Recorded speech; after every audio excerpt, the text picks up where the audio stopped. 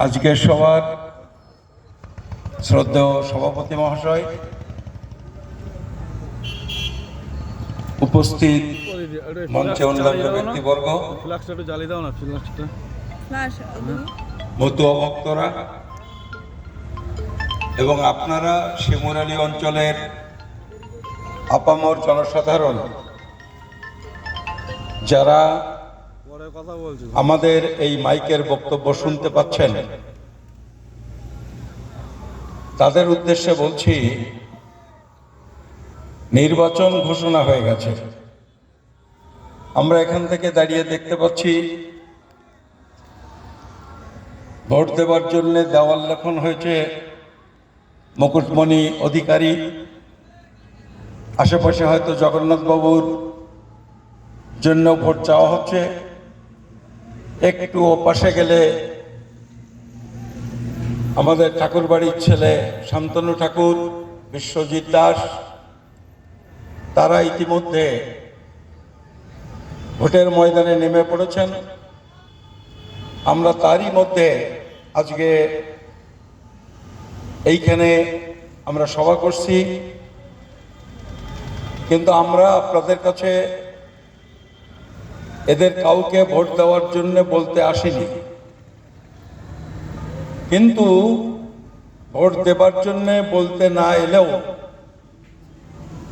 আমাদের যে বক্তারা ইতিমধ্যে বলেছেন এবং আমিও যে কথা বলবো পরবর্তীকালে আরো একজন দুজন বলবেন, তারা কিন্তু আপনাদের বলছেন, যেটা আপনারা লক্ষ্য করুন, তার মধ্যে বলছেন কাউকে, অন্তত একটা দলকে ভোট দেবেন না। আমরা এখানে কাউকে ভোট দেবার কথা না বললেও আমরা বিজেপির যে প্রার্থী আসবে তাকে ভোট না দেবার জন্য আপনাদের বলতে এসেছি। আমরা বিজেপিকে ভোট দিতে বলছি না এই কারণে যে জিনিসপত্রের দাম বেড়েছে, বেকারদের চাকরি নেই, 2 কোটি লোকের বছরে বছরে চাকরি দেবে বলে মোদি যে গ্যারান্টি দিয়েছিল, সেই গ্যারান্টি, সেই কথা তারা রাখেনি। 15 লক্ষ টাকা প্রত্যেকের অ্যাকাউন্টে জমা দেবে, সুইস ব্যাংকের টাকা, দুর্নীতির টাকা আদায় করে এনে আপনাদের অ্যাকাউন্টে জমা দেবে, সেটা করেনি। আমরা এই সব ব্যর্থতা বলে যে এই ব্যর্থতা তারা এগুলো করেনি, ফলে আমাদের এই তাদের ভোট বা অন্য কোনো দলকে ভোট দিন, এই কথা আমরা বলতে আসিনি। আমরা আজকে এখানে দাঁড়িয়ে বলবো না, ওই সন্দেশখালিও বলবো না, তৃণমূলের যে দুর্নীতিতে তারা আকণ্ঠ নিমজ্জিত, সে কথাও আমরা আজকে এখানে বলছি না। আমরা এখানে আজকে বলতে এসেছি এমন একটা বিষয় যেটা ইতিমধ্যে আলোচনা হয়েছে, সেটা হলো নাগরিকত্বের বিষয়। নাগরিকত্বের বিষয় এমন একটা বিষয় যেটা না থাকলে, নাগরিকত্ব না থাকলে এই যে সুন্দর রাস্তা হচ্ছে, এই যে হসপিটাল হচ্ছে, যা কিছু হচ্ছে, চাঁদে মানুষ যাচ্ছে, দেশের এই যে উন্নয়ন, দেশের এই যে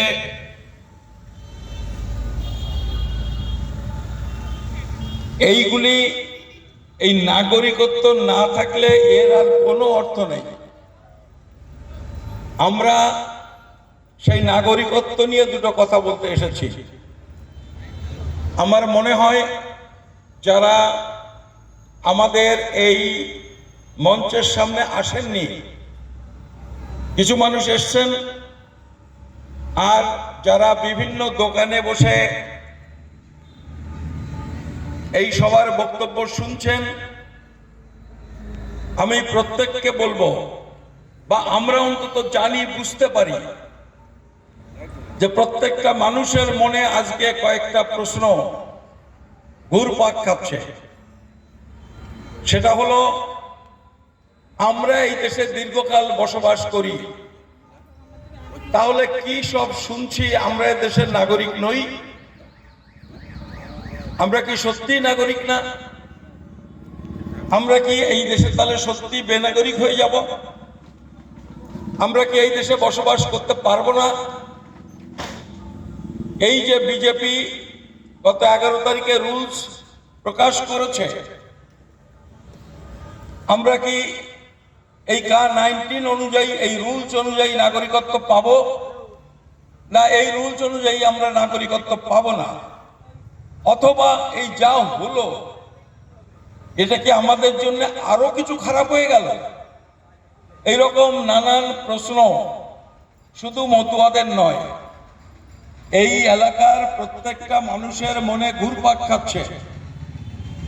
আর ঠিক এইরকম একটা অবস্থাতে বিভিন্ন দলের নেতৃবৃন্দ তারা তাদের দলের সুবিধা অনুযায়ী নানা কথা বোঝাচ্ছেন। আমি আপনাদের বলছি, আমি আমার কথা বলতে পারি, আমি কোনো দল করি না,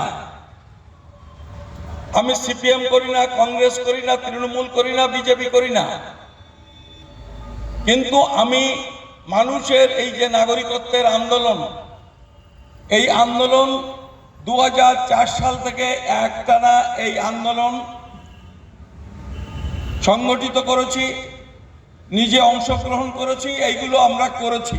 শুধু আমি নই, আমরা অনেকে এটা করেছি। ঠাকুরবাড়িতেও এই আন্দোলন যে শুরু হয়েছিল, সে আন্দোলনে যারা এই আন্দোলন তৈরি করেছিলেন, উদ্যোগ নিয়েছিলেন, আমি তারই একজন। অনশন আমিও করেছি, দিল্লিতে দুবার গিয়ে প্রধানমন্ত্রীর সাথে দেখা করেছি।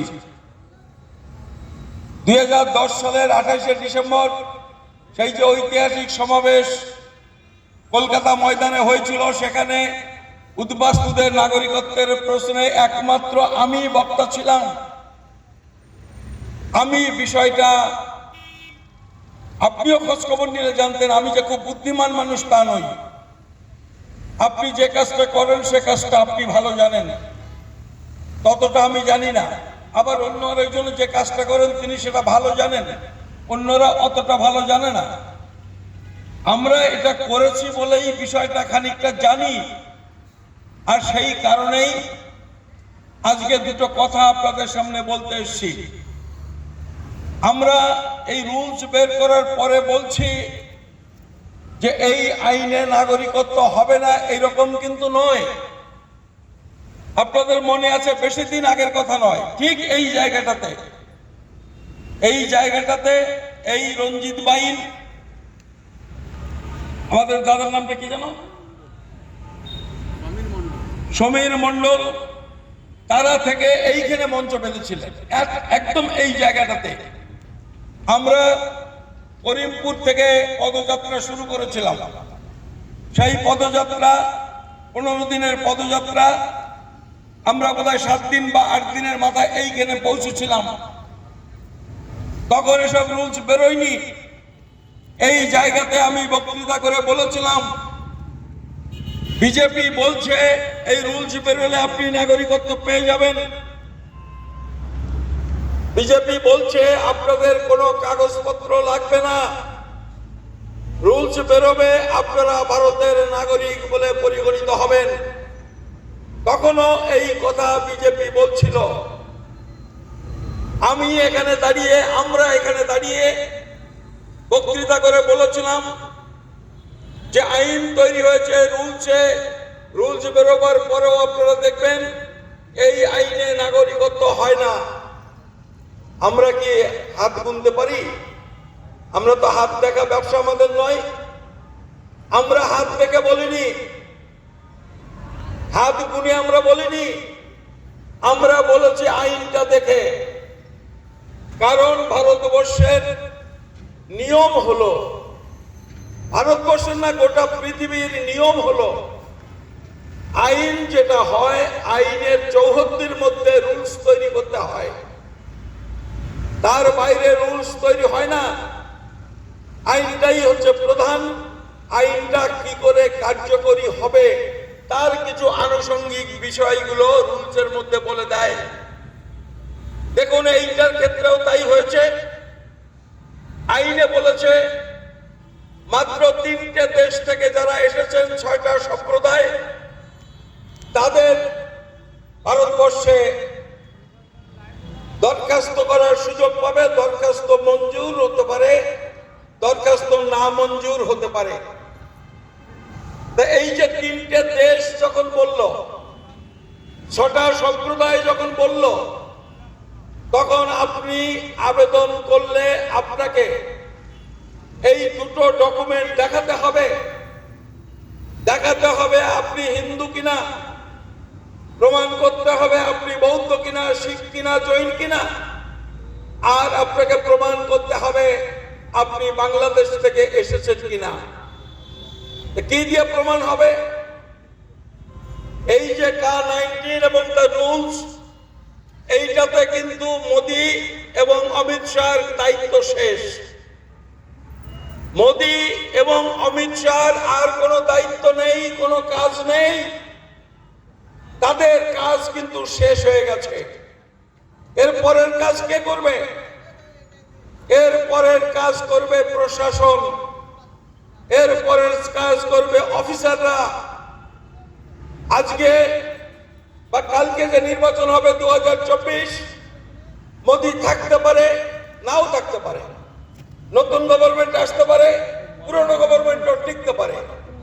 এবার টিকে গেলেও 5 বছর পরে আবার নতুন গভর্নমেন্ট আসবে। কিন্তু এই যে নাগরিকত্বের দরখাস্ত করবেন, সেই দরখাস্ত স্ক্রুটিনি করবে, বিবেচনা করবে, আপনার দাবি সঠিক না বেঠিক সেটা তদন্ত করবে। এটা কারা করবে? এটা বিজেপির লোক করবে না, এটা মোদি অমিত শাহ করবে না, এইটা করবে অফিসাররা, ডিআইবি ইত্যাদি ইত্যাদি। ফলে এই জায়গাতে আসবে, যেই আপনি যাবেন রানাঘাটে, বারাসাতে বা আলিপুরে দরখাস্ত জমা দেবেন, আপনাকে যখন ইন্টারভিউতে ডাকবে, কাগজপত্রের তদন্ত আসবে, তখন বলবে আপনি যে বাংলাদেশ থেকে এসেছেন তার একটা প্রমাণপত্র না দিলে আমি কি করে আপনার ফাইলে সই করি। এবং সেইখানে এই রুলস বলে দিয়েছে, ওই কাগজপত্র দিতে হবে, সেটা তো আইন দেখে আমরা বলে দিয়েছিলাম। রুলসে কি করলো? রুলস বলল এই 9টা কাগজের একটা লাগবে। এইটা হচ্ছে রুলসের কাজ। বোঝা গেল আইন আর রুলসের মধ্যে পার্থক্য। কাগজ লাগবে আইনে বলছে, রুলস বলছে এই যে 9টা কাগজ বললাম তার একটা আপনাকে দিতে হবে। এই 9টা রুলস, 9টা কাগজের মধ্যে কি আছে? 9টা কাগজের মধ্যে আছে আপনি বাংলাদেশের নাগরিক ছিলেন কিনা,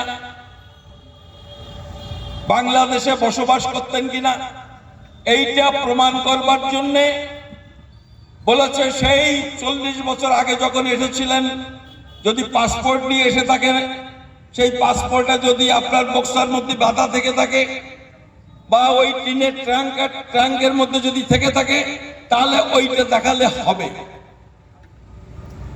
আপনি যদি 50 বছর, 30 বছর, 40 বছর আগে বাংলাদেশে কোথাও পড়ে থাকেন, স্কুল ফাইনাল পাস করে থাকেন, বিএ পাস করে থাকেন, তাহলে সেই সার্টিফিকেটটা দিলে হবে। এইরকম করে 9টা ডকুমেন্ট বলেছে। এবং একটা জিনিস মনে রাখবেন, নাগরিকত্ব হলো ইন্ডিভিজুয়াল। মানে ধরুন আপনি ক্লাস 7-এ পড়তেন, যখন চলে এসেছেন, যদি কোনোভাবে সম্ভব হয় আপনি ক্লাস 7-এর ওই সার্টিফিকেটটা জোগাড় করলেন, কিন্তু আপনার ভাইটা তখন 3 বছর বয়স, সে তো স্কুলে যায়নি, আপনার ভাই কি কাগজ দেবে? আমার ওই আপনারটাও জোগাড় করা মুশকিল, তা সত্ত্বেও বলছি আপনার ভাই তো দিতে পারবে না, কারণ সে তো স্কুলে যাওয়ার বয়স হয়নি। তাহলে যদি কোনো কারণে আপনার নাগরিকত্ব হয়ে যায়, আপনার ভাই পাবে না। আপনারটা যদি ওইভাবে হয়ে যায়, আপনার মা বাবা কোনোদিন স্কুলে যায়নি, অন্য কোনো কাগজ নেই, আপনার মা বাবারটা হলো না, একটা পরিবারে একজন নাগরিক, দুজন নাগরিক নয়, কি হবে তার ঠিক নেই। পরিবারটার অবস্থা কি হবে?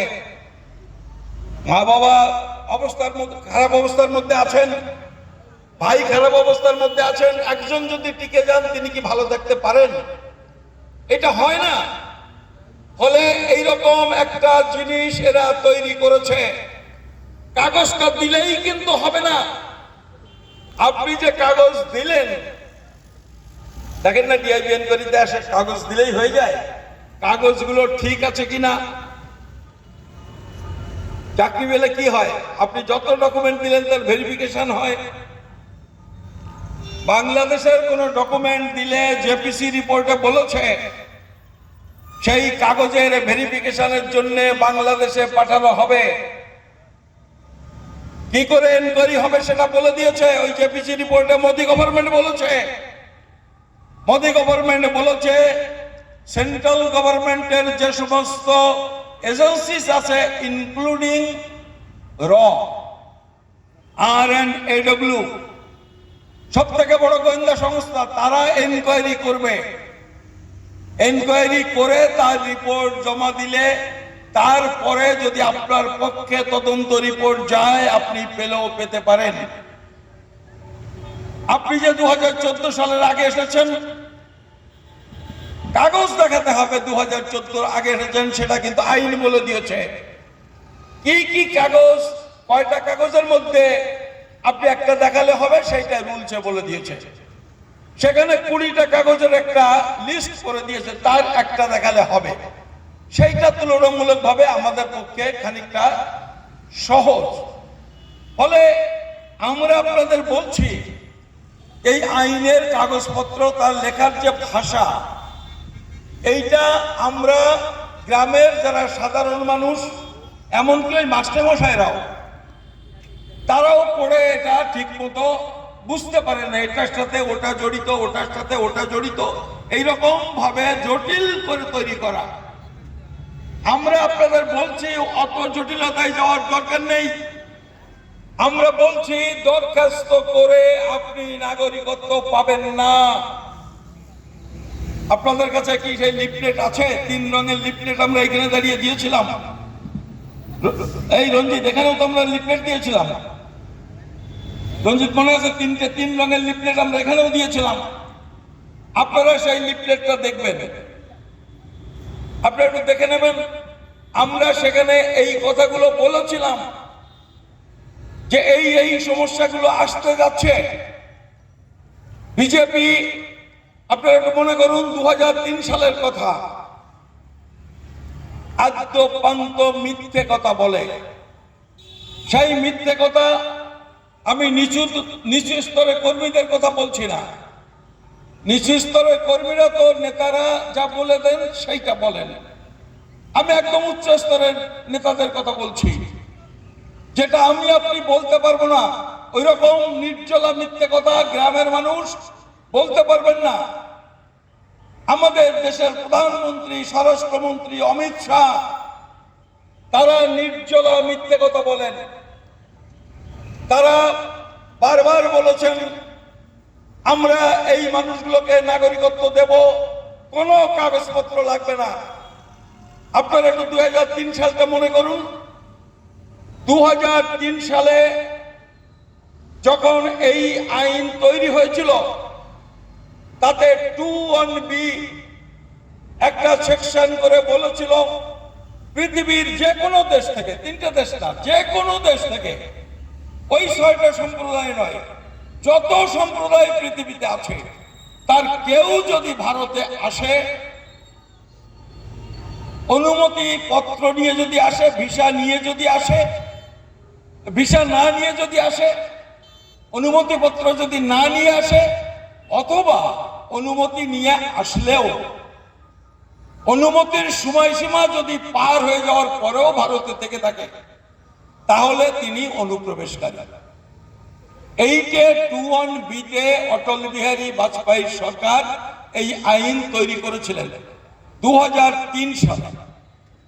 যেদিন এই আইন তৈরি করেছিলেন তার পরদিন থেকে উচ্চ স্তরের নেতারা এই শিমুরালী বনগাঁর নিচু স্তরের বিজেপি কর্মীদের বলে দিল, গ্রামে গ্রামে গিয়ে বলো হিন্দুরা শরণার্থী, মুসলমানরা অনুপ্রবেশকারী।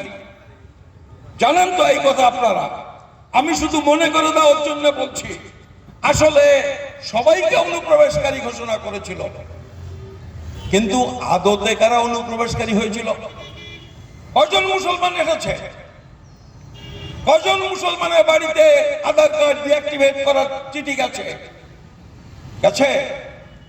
যায়নি। তার কারণ হলো, আমরা তো সবাই জানি, গ্রামের আমাদের মা বোনেরাও জানেন, এই দেশে বাংলাদেশ থেকে এসেছে মূলত হিন্দুরা।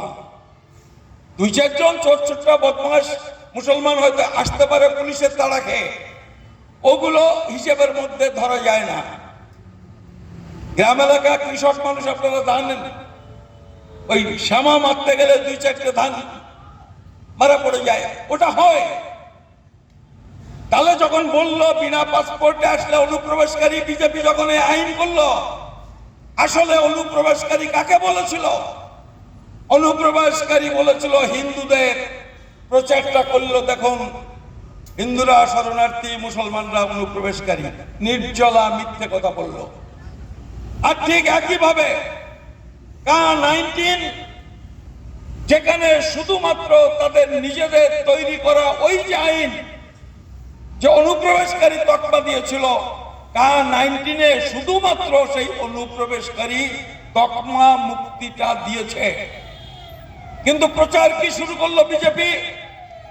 বিজেপি প্রচার শুরু করলো এই আইন পাশ হলে হিন্দুরা নাগরিক হয়ে যাবেন, একটা মানুষ নাগরিকত্ব পাবেন না। উল্টে আপনি নাগরিকত্বের দরখাস্ত করতে গেলে কিন্তু আপনাকে বলতে হবে, আমি একজন, একদম ওই ফর্মে লেখা আছে, আমি একজন বাংলাদেশি নাগরিক, আমার বাড়ি ছিল গোপালগঞ্জ, গোপালগঞ্জের সাতপাড়ে, এই গ্রাম, এই ঠিকানা, আমি এইরকম এত সালে জন্মগ্রহণ করেছিলাম, এত সাল নাগাদ আমি এখানে এসেছি, আমাকে এখন ভারতের নাগরিকত্ব দেওয়া হোক। এই যে দেওয়া হোক, পাবেন কি পাবেন না তার ঠিক নেই, কিন্তু আপনাকে বলে দিতে হবে আপনি বাংলাদেশের নাগরিক। যে আইন তৈরি করেছে, এই আইন কত কঠিন আইন, এই জিনিস কেউ করতে পারে না।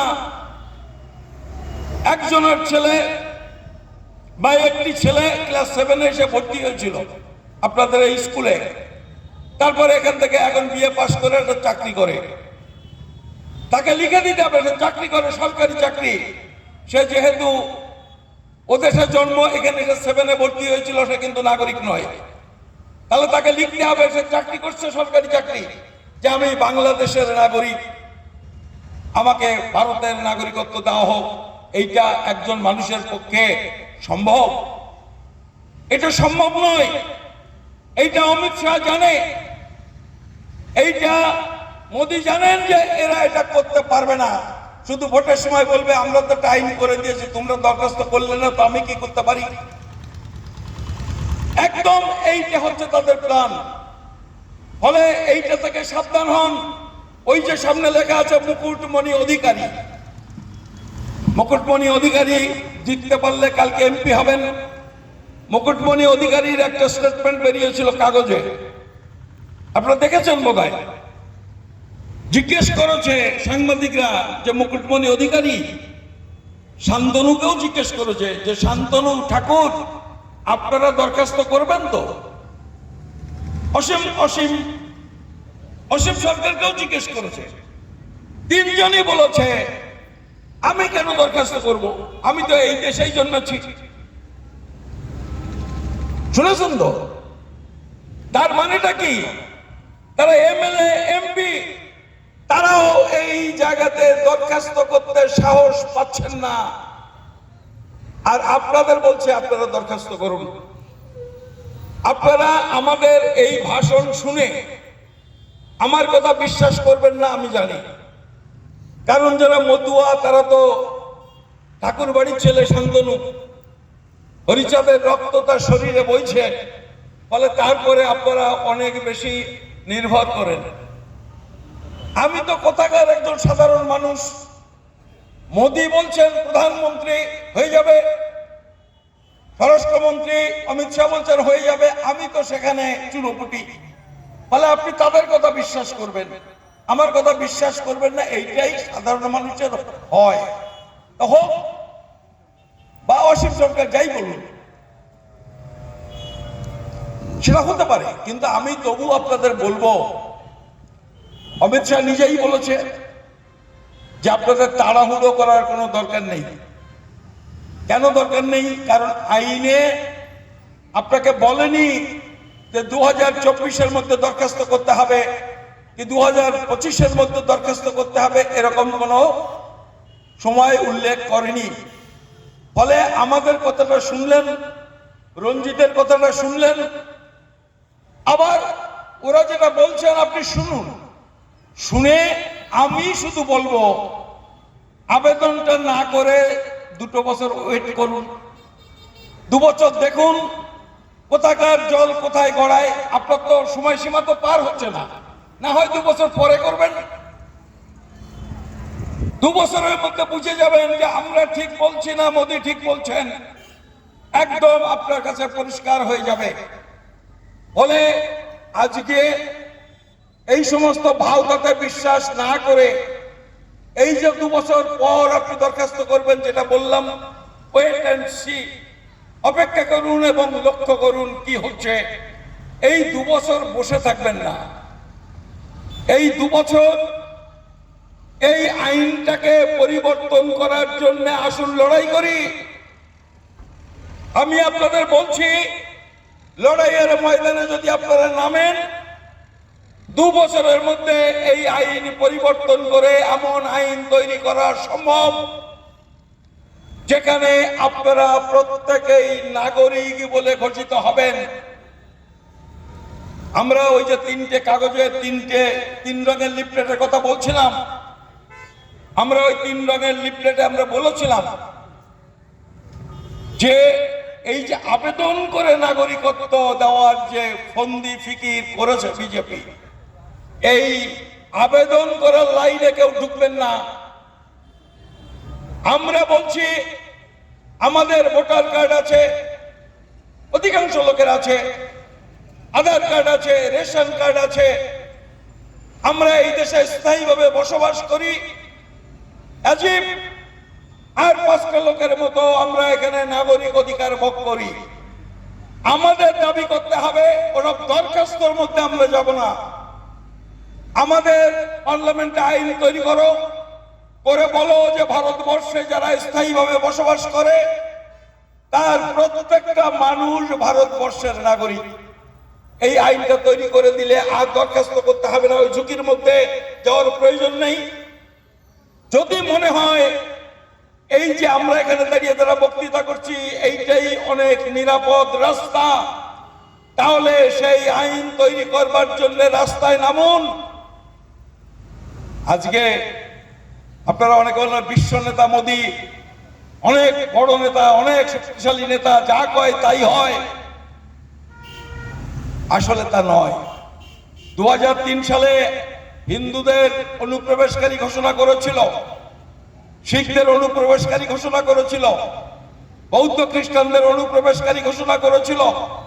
আজকে নিজেদের তৈরি করা আইন 2019 সালে নিজেরাই পরিবর্তন করতে বাধ্য হয়েছে। কি জন্যে? কজন মতুয়া কত বড় আন্দোলন করেছেন? আন্দোলন তো করেছিলাম 2004 সালে ঠাকুরনগরে ওই 7 দিনের অনশন, তারপরে উল্লেখ করার মতো আরেকটা আন্দোলন 2010 সালে 28শে ডিসেম্বর কলকাতায়। আর যা করেছি সে তো ওই মহোৎসবে একটু ওই যে ডাঙ্গার মধ্যে মধ্যে বাড়ির মধ্যে যা 2 কথা আমাদের মতো লোক 2-1জনকে ডেকেছেন, 2-4 কথা বলেছে, এই তো আন্দোলন। এইটুকু আন্দোলনে বিজেপি নিজের তৈরি করা আইন নিজেরা পাল্টাতে বাধ্য হয়েছে। আন্দোলনে নামুন, যারাই এখানে বসবাস করে, যারাই এখানে বাড়ি ঘর দুয়ার তৈরি করে বসবাস করে, আমি ওই যারা ট্রিটমেন্টের জন্য আসছে তাদের কথা বলছি না, স্থায়ীভাবে যারা বসবাস করে তারা প্রত্যেকে ভারতবর্ষের নাগরিক। এই মর্মে একটা নতুন আইন, এই দাবিতে সোচ্চার হন, তাতে দেখবেন হিন্দু মুসলমানের প্রশ্ন নেই। এখানকার যারা